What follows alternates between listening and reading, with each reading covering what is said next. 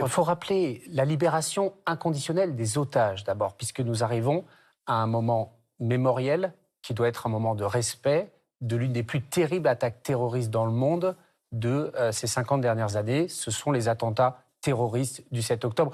Et le rappeler d'abord toujours. Deuxième chose, on peut honorer la mémoire des morts des attentats sans être complice ni de l'extrême droite israélienne et sans être hostile ou indifférent aux droits des Palestiniens, aux droits du Liban, à la souveraineté. Je voudrais il revenir faut quand même. de la mesure et il faut remettre un peu de rationalité dans le débat sur quand ces vous sujets. dites que cette déclaration est malvenue, ça veut dire quoi précisément? Ça veut dire elle est malvenue parce que il aurait mieux fallu dire le cessez-le-feu, comme vous le disiez, mais en même temps, le cessez-le-feu, ça peut passer aussi par des non-livraisons d'armes.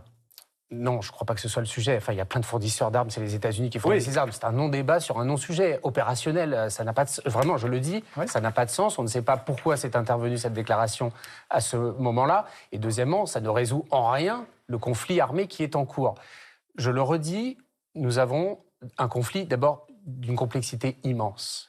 Et beaucoup d'intervenants partout dans la vie politique nationale et internationale s'érigent en spécialistes d'une situation qui est infiniment complexe et qui demande, je le crois, mesure et hauteur de vue. La première chose dont on est certaine, ce sont les attaques du 7 octobre par des organisations terroristes qui ont perpétré des massacres innommables, que rien ne justifie, ni la défense des droits des Palestiniens, ni une quelconque résistance armée de quoi que ce soit. Ce sont des attaques terroristes que je veux condamner avec la plus grande fermeté.